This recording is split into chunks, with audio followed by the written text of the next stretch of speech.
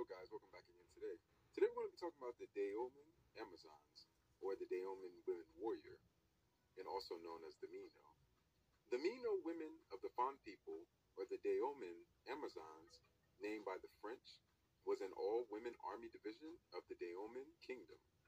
The Dahomey Kingdom existed from around 1625 to 1894. This all-woman army and kingdom lied in what is modern-day Benin.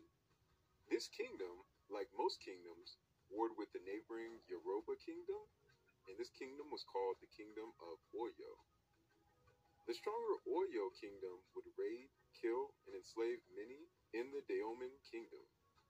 With dwindling numbers and less men, the Dahomey kingdom would look for other means to stay alive. A all-woman elephant hunting group would be established by the king in the 1600s. This was due to lack of men.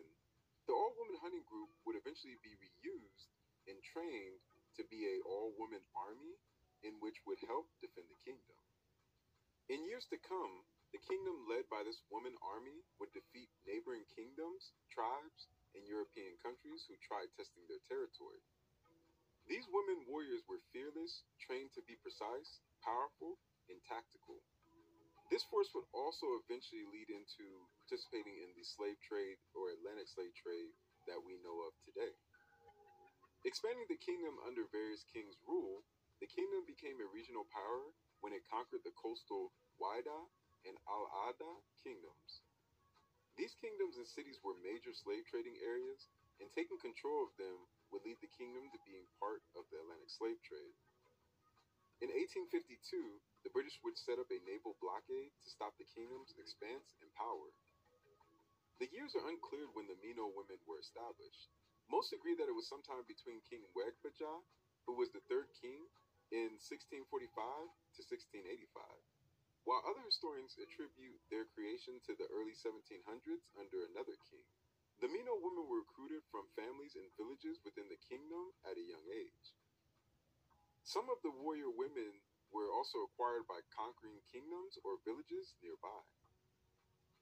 From 1708 to 1731, the Mino warriors were used as armed bodyguards sent to conquer neighboring kingdoms with guns, swords, and other tactical weapons. Some young women within the area would even apply to join the ranks to become a woman warrior. Becoming a Mino warrior had its expectations from the king. The woman could not at any point have a family life, and was also under the king's protection, and was also viewed as the king's wives. They had to train intensely in hand-to-hand combat amongst each other, and discipline was encouraged on a constant basis. These women were pushed to the brink, being the king's army division of women, and pain, tolerance, and death was constantly tested. Survival skills and discipline were big factors in the woman's rank.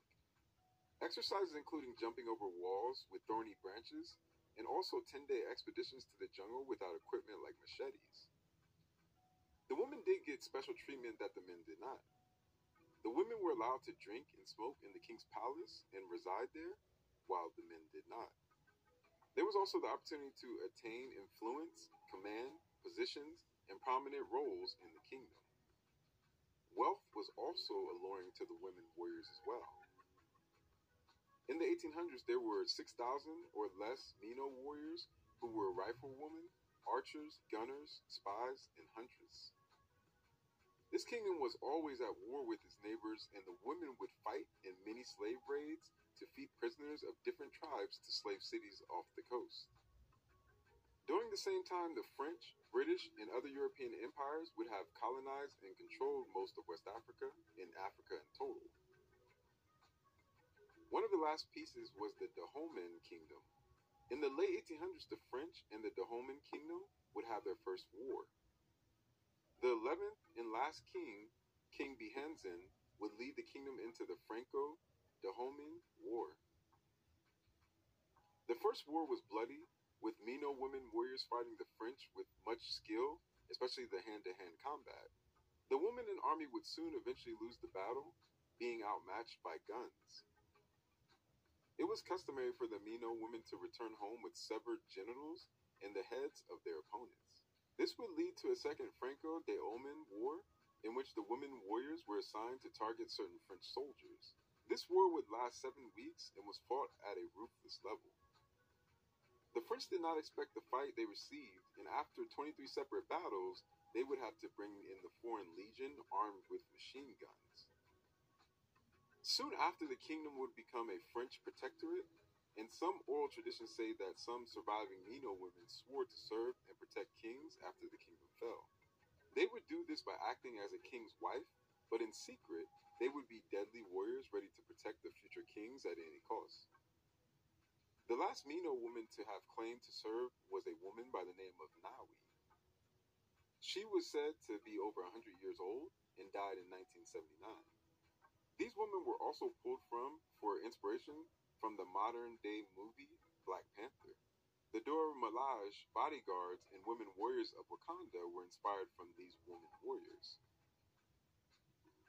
These women warriors also were very ruthless and had much discipline, and they attempted to cut the throats of their enemies and take their teeth and sink enemy boats, especially French boats.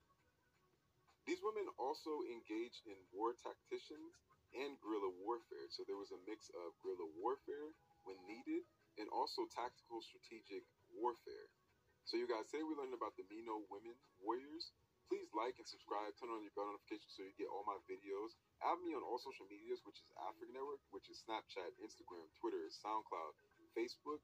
Each one teach one. Always love each other, always learn from each other, and always accept history, whether good or bad.